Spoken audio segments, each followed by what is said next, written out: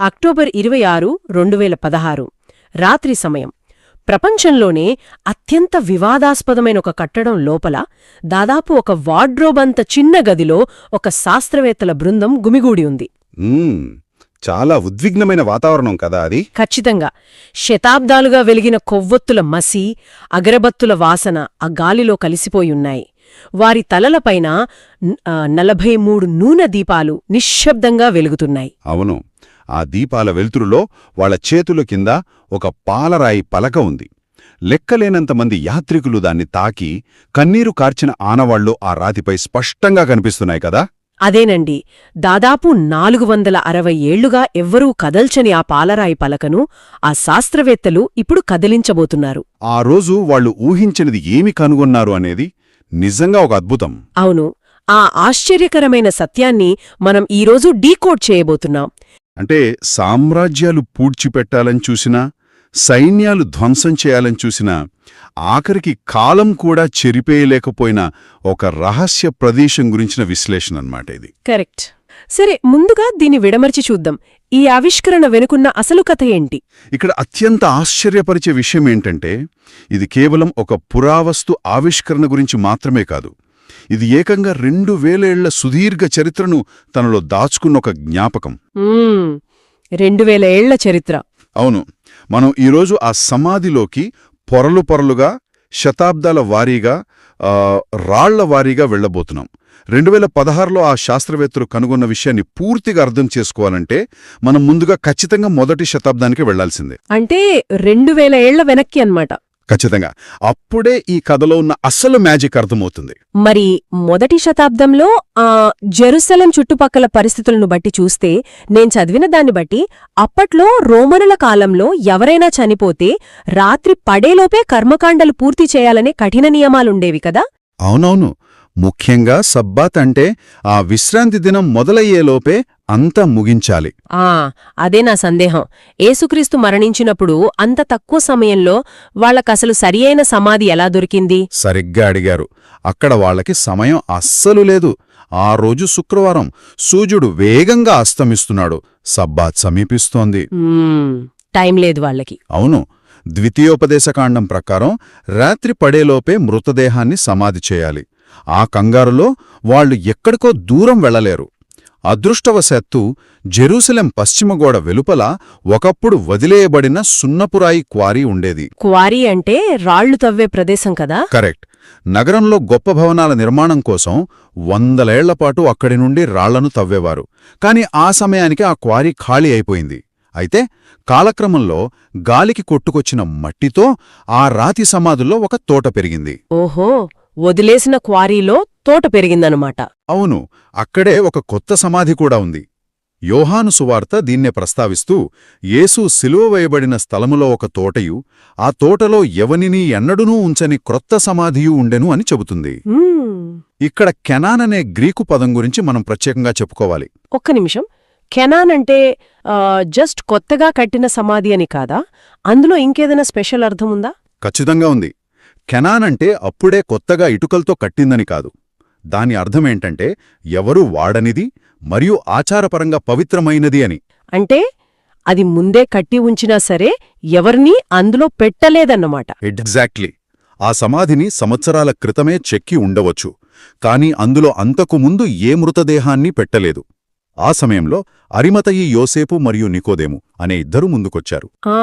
వీళ్ళ గురించి విన్నాను. అవును, నికోదేము ఏకంగా 75 రోమన్ పౌండ్ల గుగ్గిలము ఆలోస్ తీసుకువచ్చాడు. ఆ గుగ్గిలము చాలా చేదుగా, బరువుగా ఉండే ఒక సుగంధ ద్రవ్యం.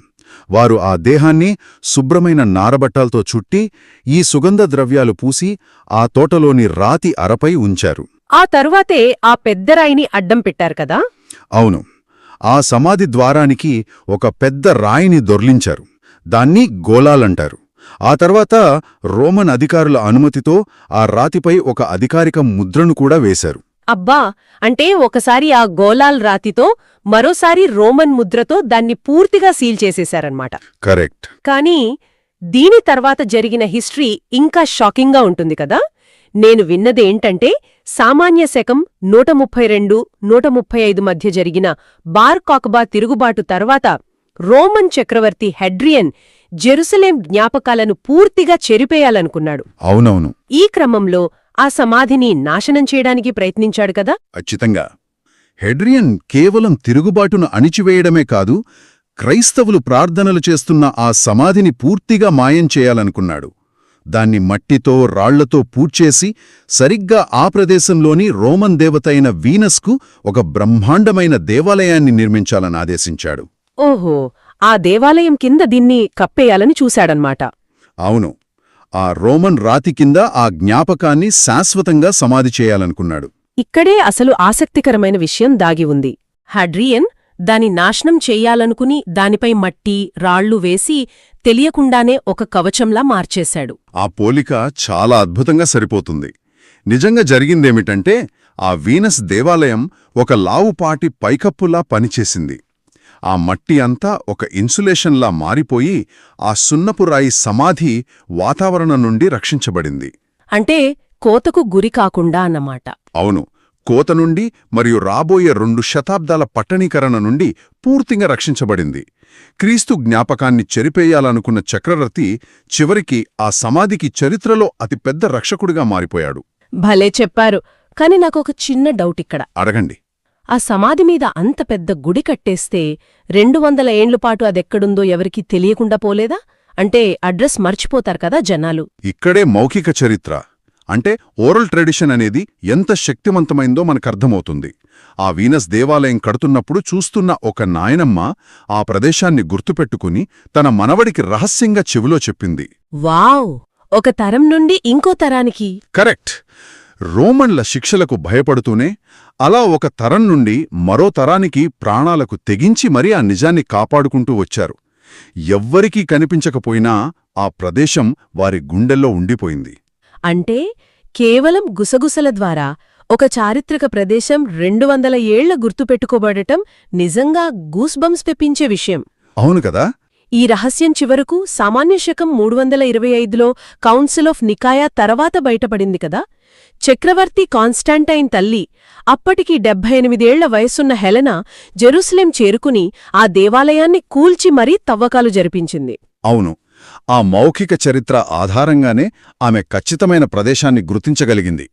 ఆ 200 ఏళ్ల మట్టిని తవ్వుతున్నప్పుడు వస్తున్న ఆ పచ్చి సున్నప్రాయి వాసన అది మామూలు వాసన కాదు, చరిత్ర వాసన. ఆ క్షణం ఎంత ఎగ్జైటింగ్గా ఉండుంటుంది కదా. చాలా. కార్మికులు తవ్వుతుండగా ఒక బోలు శబ్దం వినిపించింది. వారు ఆ మట్టిని చేతులతో జాగ్రత్తగా పక్కకి నెట్టి చూస్తే ఖచ్చితంగా ఆ మొదటి శతాబ్దపు సున్నపురాయి సమాధి దొరికింది. అబ్బా, దొరికేసిందన్నమాట ఫైనల్గా. అవును. అప్పుడు కాన్స్టాంటిన్ ఆర్కిటెక్ట్ అయిన జెనోబియస్ ఒక సాహసోపేతమైన నిర్ణయం తీసుకున్నాడు. చుట్టుపక్కల ఉన్న కొండను తొలిచేసి ఆ సమాధి ఉన్న రాతిని మాత్రమే ఒక స్వతంత్ర శిలగా అంటే ఒక మానోలిత్లాగా నిలబెట్టాడు. ఓహో, అంటే చుట్టూ ఉన్న కొండను తీసేసి దీన్ని మాత్రం ఉంచాడన్మాట. కరెక్ట్. ఆ రాయిని ఒక విగ్రహంలా నిలబెట్టి దాని చుట్టూ రక్షణగా ఒక కట్టడాన్ని నిర్మించాడు. దాన్నే మనం ఇప్పుడు ఎడిక్యూల్ అంటున్నాం. ఎడిక్యూల్ అంత బానే ఉంది. కానీ ఈ చరిత్రలో ఇంకో పెద్ద విపత్తు గురించి నేను సోర్సెస్లో చదివాను. అవును, అల్హకిం దాడి గురించి కదా. అదే సెప్టెంబర్ 28, 1009లో ఈజిప్టు పాలకుడు అల్హకీం ఆ చర్చిని పూర్తిగా ధ్వంసం చేయాలని ఆదేశించాడు. ఇనుప గొడ్డళ్లతో ఆ కాన్స్టాంటిన్ కాపాడిన రాతిని ముక్కలు ముక్కలుగా పగలగట్టారు అని చరిత్ర చెప్తోంది కదా. అవునవును, చరిత్రకారులు అలాగే రాశారు. సరే, ఒక్క నిమిషం. నాకిక్కడొక పెద్ద డౌట్. వాళ్ళలా ఇనుప గుడ్డలతో పునాదులతో సహా పగలగొట్టేస్తే అసలు 2016లో శాస్త్రవేత్తలు కనుక్కోడానికి అక్కడ ఏముంటుంది? ఇది పూర్తిగా నాశనమైపోయింది అని అప్పట్లో రాసిన చరిత్రకారులు అతిశయోక్తిగా రాశారా? ఈ అంశం ఒక ముఖ్యమైన ప్రశ్నను లేవనెత్తుతుంది. ఆధునిక పరిశోధకులు కూడా సరిగ్గా ఇదే విషయంపై 1000 ఏళ్లుగా వాదించుకున్నారు. అంటే చరిత్రకారులు అబద్ధం చెప్పారంటారా? అబద్ధమని కాదుగాని మధ్యయుగపు చరిత్రకారులు, ముఖ్యంగా యాహ్యా ఇబ్న్ సయీద్ లాంటి వారు ఈ విధ్వంసాన్ని చాలా ఘోరంగా వర్ణించారు. దీని వెనుక ఒక రాజకీయ కారణం ఉండుండొచ్చు. రాజకీయ కారణమా? అంటే? అవును, క్రైస్తవుల్లో ఆగ్రహం రగిలించడానికి, తద్వారా భవిష్యత్తులో యూరప్ నుండి సైనిక దాడులకు అంటే ఆ క్రూసేడ్స్కు మద్దతు కూడగట్టడానికి ఆ విధ్వంసాన్ని కొంచెం పెంచి రాసి ఉండొచ్చనేది ఒక బలమైన వాదన. ఓహో, అలా అంటారా? నిజంగానే ఆ గొడ్డళ్ల దాడిలో అంత నాశనమైందా, లేదా కింద పునాదులేమైనా మిగిలి ఉన్నాయా అనేది ఒక పెద్ద మిస్టరీగా మిగిలిపోయింది. ఆ వాదనలకు 2016 నాటి సైన్స్ మాత్రమే సమాధానం చెప్పగలదు. వావ్! ఆ సైన్స్ ఏమందో తెలుసుకునే ముందు ఆ విధ్వంసం తర్వాత మిగిలిన ఆ కొద్దిపాటి ఆనవాళ్లను వాళ్లు ఎలా కాపాడుకున్నారో చూడాలి. ఖచ్చితంగా. 12వ శతాబ్దంలో క్రూసేడర్లు జెరూసలేంను స్వాధీనం చేసుకున్న తర్వాత ఒక భారీ చర్చిని నిర్మించారు కదా. వాళ్లు చేసిన అత్యంత తెలివైన పనేంటంటే ఆ మిగిలి ఉన్న అసలు శిల మీద ఒక బూడిదరంగు పాలరాయి పలకను కవచంలా కప్పేశారు. అవును. దానిమీద ఒక శిలువ గుర్తును అంటే క్రాస్ లిట్ని చెక్కారు. అప్పట్నుంచి 7 శతాబ్దాల పాటు ఆ అసలు రాయిని ఎవరూ చూడలేదు. మీరు చెప్పింది కరెక్ట్. ఆ తర్వాత 1808లో ఒక భయంకరమైన అగ్ని ప్రమాదం జరిగింది. ఆ చర్చిపై కప్పు కుప్పకూలి ఆ ఎడిక్యూల్ మీద పడింది. అబ్బా! మళ్లీ ప్రమాదమా? అవును. వెంటనే 1810లో నికోలాస్ కొమ్మిరెనోస్ అనే ఆర్కిటెక్ట్ దాని చుట్టూ మరో కొత్త రక్షణ కవచంలా ఒక కట్టడాన్ని నిర్మించాడు. ఇది భౌతికమైన రక్షణ. కాని ఈ కట్టడం లోపల జరిగే మతపరమైన రాజకీయ వైరుధ్యాలు ఇంకో రేంజ్లో ఉంటాయి. ఈ పాయింట్ దగ్గరే నేను ఆశ్చర్యపోయాను. మనం మొదట్లో చెప్పుకున్నాం గదా, అక్కడ లోపల 43 నూనె దీపాలు ఉన్నాయని. అవును, 43 దీపాలు. అందులో 13 గ్రీక్ ఆర్థడాక్స్వి, 13 లాటిన్ క్యాథలిక్స్వి, 13 అర్మేనియన్స్వి, 4 కాప్స్వి. ఈ దీపాలు జస్ట్ దేవుడికి భక్తితో పెట్టినవి కాదు కదా? కాదు, అవి వాళ్ల మధ్య ఉన్న అపనమ్మకానికి సింబల్స్. అదన్మాట. 1757 మరియు 1852లో వాళ్లు చేసుకున్న స్టేటస్కో ఒప్పందం ప్రకారం ఎవరెవరు ఎంత నూనె పోయాలి, వత్తులు ఎలా ఉండాలి అనే దానిపై కూడా కఠినమైన రూల్స్ పెట్టుకున్నారు. ఖచ్చితంగా. దీని బట్టి అక్కడి పరిస్థితి ఎంత సున్నితంగా ఉంటుందో అర్థం చేసుకోవచ్చు. ఆఖరికి ఒక వర్గానికి చెందిన సన్యాసి పొరపాటున వేరొకరి దీపాన్ని లేదా వస్తువును తాకినా అక్కడ భౌతిక దాడులు, రక్తపాతాలు జరిగిన సందర్భాలు చరిత్రలో చాలా ఉన్నాయి. అంతో చూసుకుంటారంటే ఎవరు ఏ లైట్ వేయాలో కూడా రూల్స్ పెట్టుకున్నారు. అవునవును. ఆగండి, నాకిక్కడ ఇంకో డౌట్ వస్తోంది. ఈ వర్గాలు అంతలా ఒకరినొకరు అనుమానిస్తూ కొట్టుకుంటున్నప్పుడు వాళ్ల పవిత్రమైన చర్చి తలుపుల తాళం చెవిని జౌదేహ్ మరియు నుసేబేహ్ అనే 2 ముస్లిం కుటుంబాల చేతికి ఎందుకిచ్చారు? ఇది ఇంకా పెద్ద గొడవకు దారితీయలేదా? ఇక్కడే అసలైన ట్విస్ట్ ఉంది. క్రైస్తవ వర్గాల్లో ఏ ఒక్క వర్గం దగ్గర ఆ తాళం ఉన్నా మిగిలిన వర్గాలు ఊరుకో, అక్కడ ఆధిపత్య పోరు వస్తుంది. ఓహో, అంటే వాళ్లలో వాళ్లకే నమ్మకం లేదన్నమాట. కరెక్ట్. అందుకే ఎవరికీ సంబంధం లేని పూర్తిగా తటస్థంగా ఉండే 2 ముస్లిం కుటుంబాలకు ఆ బాధ్యత అప్పగించారు. ఒక కుటుంబం దగ్గర తాళం చెవి ఉంటుంది, ఇంకో కుటుంబం రోజు ఉదయం వచ్చి తలుపులు తెరుస్తుంది. ఎంత విచిత్రమైన ఏర్పాటు ఇది. ఇంకా ఉంది, వినండి. ఎంతలా అంటే ఆ చర్చ్ బయట కిటికీ కింద 1728 నుంచి ఒక చిన్న చెక్క నిచ్చెన అలాగే ఉండిపోయింది. ఒక్క నిచ్చెన ఎందుకు? దాన్ని ఎవరైనా కదపాలి అంటే ఆ వర్గాలందరి అంగీకారం కావాలి. ఆ అంగీకారం ఎప్పటికీ రాదు. కాబట్టి ఆ నిచ్చెన ఈ రోజుకి ఎవ్వరూ కదపకుండా అక్కడే ఉంది. నిజంగా ఇదొక మైండ్ బ్లోయింగ్ విషయం. అయితే ఇదంతా వింటుంటే వాళ్ల మధ్య ఉన్న ఈ అపనమ్మకమే ఒక రకంగా ఆ ప్రదేశాన్ని కాపాడిందేమో అనిపిస్తోంది. 100%. మనం ఈ విషయాన్ని ఒక విస్తృత కోణంలో విశ్లేషించాలి. ఈ అపనమ్మకమే ఒక ప్రిజర్వేషన్ ప్రోటోకాల్ లాగా పనిచేసింది. Preservation protocol. అవును. ఒక వర్గం దేన్నైనా మార్చాలనుకుంటే మిగిలిన వర్గాలు ఒప్పుకోవుగదా. ఎవ్వరూ దేన్ని మార్చడానికి అంగీకరించకపోవడం వల్లే అక్కడ ఏదీ ధ్వంసం కాలేదు. ఎవరూ పూర్తిగా సొంతం చేసుకోలేనివి మాత్రమే చరిత్రలో బ్రతికబట్టగడతాయని ఇది నిరూపిస్తోంది. భలే చెప్పారు. కానీ శతాబ్దాలుగా ఎవ్వరూ మార్చలేని ఈ స్టేటస్ కోను 2015లో ఒక విచిత్రమైన భౌతిక ప్రమాదం మార్చాల్సొచ్చింది కదా. ఆ ఎడిక్యూల్ దాదాపు కూలిపోయే స్థితికి చేరుకుంది. అవును, దాని దయస్థితి చాలా దిగజారిపోయింది. వాస్తవానికి 1947 నుంచి అది ఒక భారీ ఇలుప పంజరంలో బందీగా ఉంది. యాత్రికుల శ్వాసల్లోని తేమ, కొవ్వొత్తుల మసి వల్ల లోపలి గోడలు దెబ్బతిన్నాయి. ఇక గత్యంతరం లేక ఇజ్రాయెల్ ప్రభుత్వం దాన్ని మూసివేసింది. అప్పుడు ఈ వర్గాలన్నీ ఒకే నిర్ణయానికి లాకతప్పలేదు. ఏథెన్స్కు చెందిన ప్రొఫెసర్ యాంటోనియో మోరోపౌలో ఆధ్వర్యంలో $4 మిలియన్ ఆ పునరుద్ధరణ ప్రారంభించారు. ఆవిడొక పెద్ద బృందాన్ని తీసుకొచ్చారు కదా. అవును. ఆ ఆధునిక శాస్త్రవేత్తల బృందం ground penetrating radar, 3D laser scanning వంటి అత్యాధునిక సాంకేతికతను ఉపయోగించారు. వాళ్లు గోడలను బలపరచడానికి పాత కట్టడాలకు సరిపోయే ఒక ప్రత్యేకమైన గ్రౌట్ను వాడాలని నిర్ణయించుకున్నారు. ఒక్క నిమిషం, ఈ గ్రౌట్ అంటే ఏంటి? మామూలుగా మనం ఇళ్లల్లో వాడే సిమెంట్ లాంటిదా? దాదాపుగా అలాంటిదే, కానీ ఇది చాలా ద్రవరూపంలో ఉండే ఒక రకమైన మోర్టార్, అంటే సున్నపు మిశ్రమం. దీన్ని గోడల్లోని పగుళ్లలోకి ఇంజెక్ట్ చేస్తారు. ఓహో, అంటే లోపలికి పంపిస్తారన్నమాట. కరెక్ట్. అది లోపలికి వెళ్ళాక గట్టిపడి రాళ్లను బంధించి గోడకు బలాన్నిస్తుంది. అయితే ఇక్కడే ఒక ఊహించని సమస్య ఎదురైంది. ఏంటది? వాళ్లు గోడల్లోకి పంపుతున్న ఆ లిక్విడ్ గ్రౌట్ కిందకి టారిపోయి ఆ పాలరాయి కింద ఉన్న అసలు శిలకు, అంటే అది నిజంగా ఉంటే గనక దానికి అంటుకుని నష్టం కలిగించే ప్రమాదం ఏర్పడింది. అబ్బా, అంటే బాగు చేయబోయి మరింత పాడైపోయే ఛాన్స్ ఉందన్నమాట. అవును. దాన్ని కాపాడాలంటే ఒకే ఒక్క దారి. కనీసం 1555 సంవత్సరం నుండి ఎవ్వరూ కదపని ఆ పాలరాయి పలకను తీయక తప్పని పరిస్థితి వచ్చింది. అక్టోబర్ 2016. అదే మనం ఈ డీప్ డైవ్ ప్రారంభంలో మాట్లాడుకున్న దృశ్యం. ఆ పాలరాయిని పక్కకు జరిపారు. కరెక్ట్.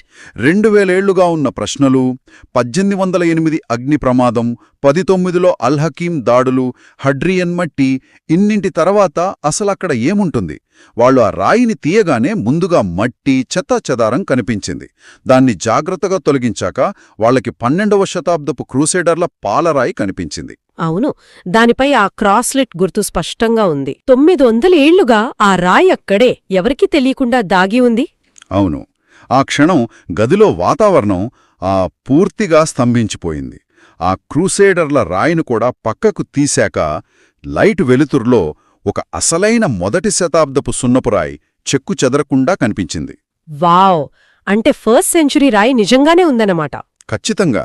అది పాలిష్ చేయబడని కఠినమైన శిల. కుడివైపున మృతదేహాన్ని ఉంచేలా చెక్కబడిన ఒక రాతి అంచు స్పష్టంగా ఉంది. మార్కు సువార్తలో చెప్పినట్టుగా కుడివైపున తెల్లని నిలువుటంగి ధరించుకొని ఉన్న యవనస్తుడు కూర్చున్న ఆ కుడివైపు భాగం ఖచ్చితంగా సరిపోయింది. అద్భుతం. 461 ఏళ్ల తర్వాత ఒక మనిషి ఆ రాయిని తాకాడు. ఇనుపగొడ్డలతో పగలగొట్టిన ఆ అసలు రాయి ఇంకా అక్కడే ఉందన్నమాట. మధ్యయుగపు చరిత్రకారులు రాసినట్లుగా అల్ హకీం పునాదులతో సహా నాశనం చేయలేకపోయాడు. అంటే మొదటి శతాబ్దంలో ఆ నాయనమ్మ తన మనవడికి చెవిలో గుసగుసలాడిన మాటలను 2016లో సైన్స్ పూర్తిగా నిజమని నిరూపించిందన్నమాట. అవునండి, 100% నిరూపించింది. మరి అది నిజంగా ఫస్ట్ సెంచురీ లేదా కాన్స్టాంటిన్ కాలం నాటిదే అని శాస్త్రవేత్తలు ఎలా నిర్ధారించారు? సోర్సెస్లో ఒకచోట ఓఎస్ఎల్ డేటింగ్ అని చదివాను. అసలు అదెలా పనిచేస్తుంది? దీన్ని మనం చాలా సింపుల్గా అర్థం చేసుకోవచ్చు. ఓఎస్ఎల్ అంటే ఆప్టికల్లీ స్టిమ్యులేటెడ్ లుమినెసెన్స్. ల్యాబొరేటరీలో ఈ మోటార్ శాంపుల్స్ను ఈ పద్ధతిలో టెస్ట్ చేస్తారు. మోటార్ అంటే ఆ సున్నపురాయి మిశ్రమమే కదా? కరెక్ట్. మోటార్లో క్వార్ట్జ్ క్రిస్టల్స్ ఉంటాయి. ఈ క్రిస్టల్స్ ప్రకృతిలోని రేడియేషన్ కారణంగా తమ లోపల ఎలక్ట్రాన్లను బందీ చేసుకుంటాయి. ఇదొక స్టాప్ వాచ్ లాంటిది. ఓహో, ఒక స్టాప్ వాచ్ లాగానా? అవును. ఎలక్ట్రాన్లు ఎంత ఎక్కువగా బందీ అయితే అది అంత పాతది అన్నమాట. అయితే ఈ క్రిస్టల్స్ మీద ఎప్పుడైనా సూర్యరశ్మి అంటే కాంతి పడితే ఆ ఎలక్ట్రాన్లన్నీ బయటకు వెళ్ళిపోయి స్టాప్ వాచ్ మళ్ళీ జీరోకొచ్చేస్తుంది. ఓహో, అర్థమైంది. అంటే ల్యాబ్లో ఆ క్రిస్టల్స్ మీద లైట్ వేసి అవి ఎంత కాంతిని విడుదల చేస్తున్నాయో కొలుస్తారన్నమాట.